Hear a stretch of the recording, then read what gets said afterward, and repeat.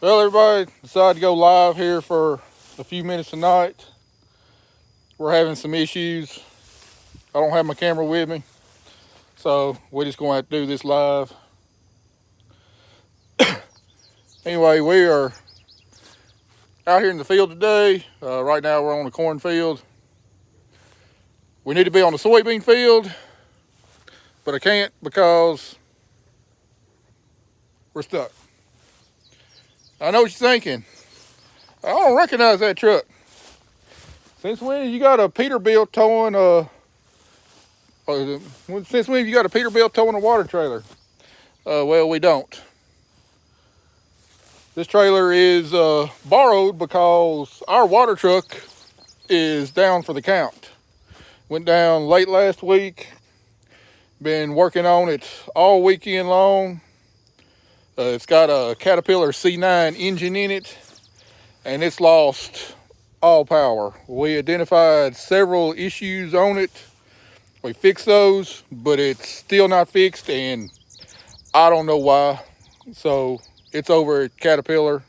They don't have a truck technician over there, but the closest place that's got truck technicians is Camden, which is probably an hour and a half away, or downtown Memphis by the airport, which is close to an hour and a half away. Also, I'd hate to see what that bill is. I'd hate to see what the bill is to tow it down there. So we've got it over there in Jackson. They said they can try and work it in maybe at some point here in the next couple weeks in and around other jobs.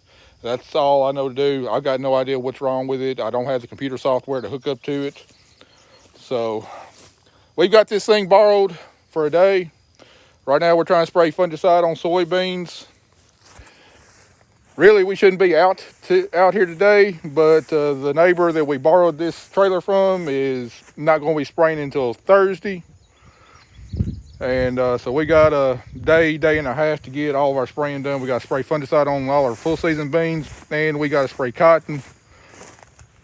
And we're trying to get all that wrapped up so we can leave and go on vacation. As soon as we pull the sprayer out of the field, we are burning rubber out of the driveway and getting down to Florida, getting away from this farm because we need a break. The last thing y'all seen has been our end of harvest, or our end of wheat harvest video that we posted yesterday. And that was almost a month ago. There's been a lot gone on in the month. Right now, we literally have almost nothing on the farm that is working whatsoever. The only thing that's working on our farm right now is a sprayer. Our big tractor is, our planting tractor is in Union City having the transmission worked on. The good news on that front, it looks like it was just software issues, nothing mechanical going on, so they're not going to have to break the tractor in half, which is a relief because that's probably going to save $8,000 to $15,000 on a repair bill. They should be getting it back here pretty soon.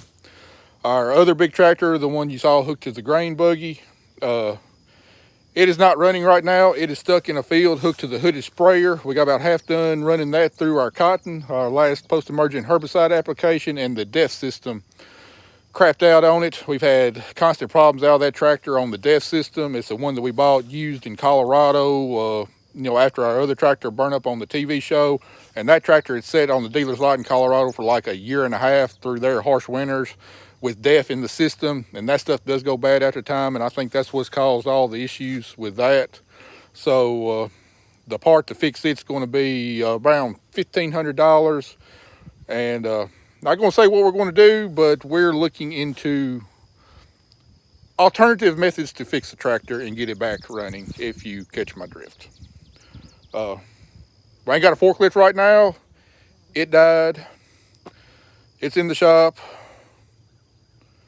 What else we got not working? I know we got some other stuff not working. But anyway, we got to spray all our full season beans with fungicide. Zach's already is working on first load. We're only going to have about 2.5 loads of that. Then we got close to 500 acres of cotton to spray. And then hopefully I'll have my tractor with a hooded sprayer. Hopefully I'll have it back up and running tomorrow morning. And I'll get a day in on it. We can only cover about 100 acres a day with it, but I'll have about 300 acres out of the cotton sprayed, and then Zach should be able to finish it up with no problem while we're gone on vacation. So also the pump that we use to fill up the water trucks is on its last legs. I've got a new one ordered, but it won't be in for a week or so. So this last week, just every time we turn around, something has been breaking. I spent more time in the shop than I have in the field, just trying to keep this stuff going, and I don't know why all of a sudden it's giving problems, but it is. But give you a view of the corn right here. We've already sprayed this with fungicide with the new lift kit. I will be making a video. I've got the stuff recorded. I will be putting that together in a video at some point. We've got all the moisture we need for corn. We still got kind of an uneven crop. You know, some of it suffered this this spring, cold, wet weather, but it's not hurting for moisture at all. It's got plenty of moisture. It's tasseled out. We're getting close to brown silk, getting close to the R3 stage, and I say one more good rain, this corn crop is going to be made. So let me, I'm not seeing any comments here. First time I ever done live from my phone, still learning how to work it. Let's see.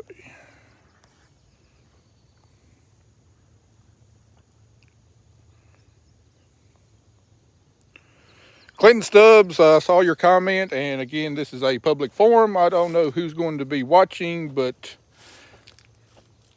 the ideas cross my mind, if you get my drift.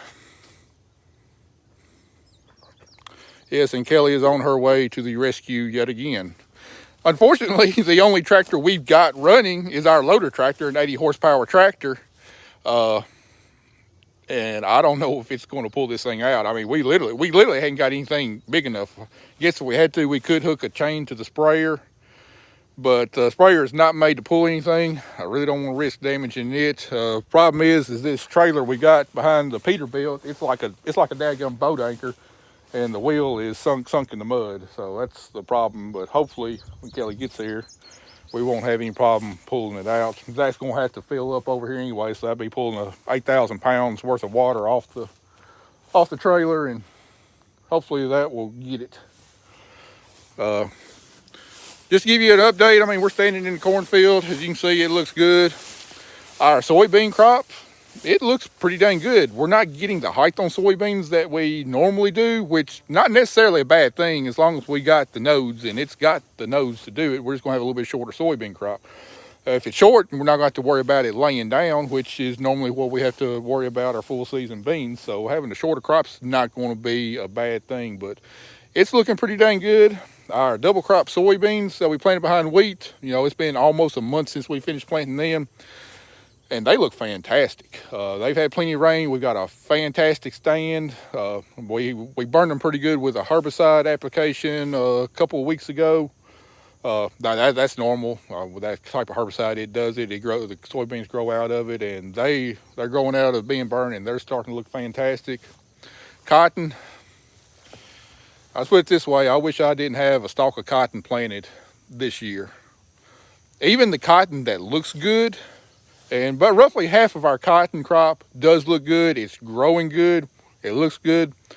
The problem is we don't have a bloom yet. And I'll try and do a video on it later on how a cotton plant actually grows and sets fruit. But anyway, really, in order to set a harvestable bowl of cotton, the square needs to bloom by about August 15th. Was the day like July 19th, and we don't have a bloom yet, and the plant blooms as it goes up the plant. It adds fruit. So really, we've only got a little over 3 weeks to set our crop. Anything that blooms typically after August 15th just doesn't have enough time to mature to where it can open up and you can harvest it. So we've never had cotton bloom this late. It's almost like I've got like June 8th planted cotton out here. and we know June planted cotton just doesn't yield because there's not enough there's not enough growing season to mature it out. So, like I said, even the cotton that looks good that's growing, it's just so far behind that it's going to take an abnormally warm August, September, and October to make a good crop out of that. It's not going to be impossible, but it's looking more and more unlikely each day. And then the other half, ideally, looking back, I probably should have just killed it and gone to soybeans, because there's enough of a stand there that it can compensate. But the cotton just got so stunted early on when it was cold and wet, it used up all of its vigor, and it's like it just doesn't have energy to grow up out of it and catch back up. It's growing very, very slowly, and it's even farther behind. So, it's the luck of the draw. It looks like we made the wrong call at this time on keeping a lot of that cotton. Come October, I might be singing a different tune. It might surprise me, and cotton typically does surprise me either one way or the other, either good or bad. Let me see comments. Yeah, Kelly give me a bunch of mad faces because she's got to come save my butt again. Yeah, Pete, we haven't lost our faith. We know the good Lord's going to provide for us. Each day we wake up saying it's bound to get better. Today's going to be better than it was yesterday. And then you have a bunch of days like today where things go downhill. So like today me and Zach spent all day over at Caterpillar trying to get the truck running and not having any success. Every problem we fixed still didn't cure the problem. And then, Kelly called me at 3:30, said a truck just showed up with a new grain bin addition that we're having constructed. I had no idea. I mean, we got all this stuff we got to unload off the truck. I don't even have a forklift. My forklift just got picked up yesterday, carried to the shop. The only thing we got is the old forklift mast that we could hook onto the back of our loader tractor. And it's not, it works, but it's not ideal on unloading stuff. But I mean, I was 30 minutes away in Jackson with a broke down truck.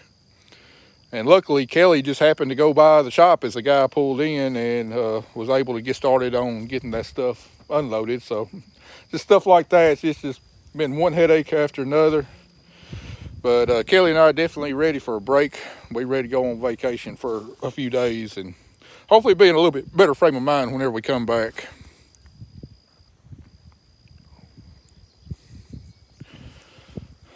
Pete, on the plant growth regulator, we're going to apply some plant growth regulator on some of it. The stuff that's really growing good, we're going to do that. But the rest of it, like I said, it's just really kind of sitting there. It's not even close to lapping the middles or anything. Our good looking cotton is either lapping the middles or really close to lapping the middles. But the other half that's just sitting there, I mean, it looks like cotton should look in the middle of June, and we're not going to apply any plant growth regulator on it. I don't know what to do other than try and keep the insects out of it. I don't know what to do. All right, Kelly, where you at? I'm waiting. I need a rescue. I need a tow.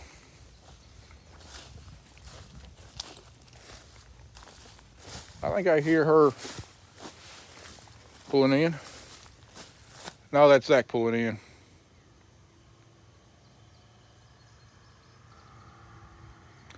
Yeah, he doesn't know I'm stuck. When he comes around this bend, he's going to have a nice little surprise here. So yeah, I went on this side of the pole because there's water standing here. And I got a running start. And as soon as the back tires hit where it's wet right there, it just like stopped the truck in its tracks. Huge thanks to Jordan East for letting us borrow this, because our only other method of getting water to the field is a 785 gallon water wagon with a 1.5 inch hose. It works fine for filling up like the hooded sprayer, but it doesn't hold enough water to fill our big sprayer up all the way, and plus it'd take like 25 minutes to pump that 785 gallons into the sprayer, so it'd be real slow.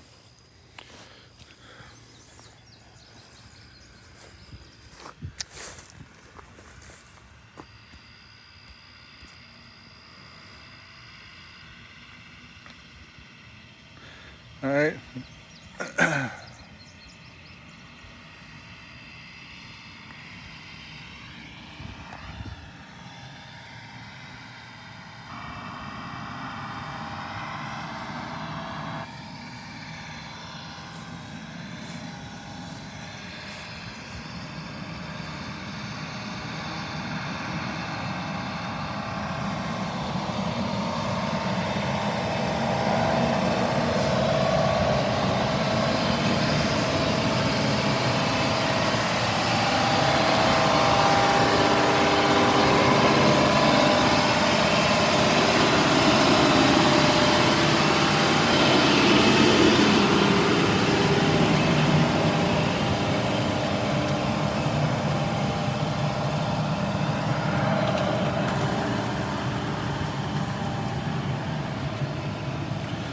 All right, guys. I'm gonna keep this live stream going. I gotta hop up here and get a load mixed up for Zach.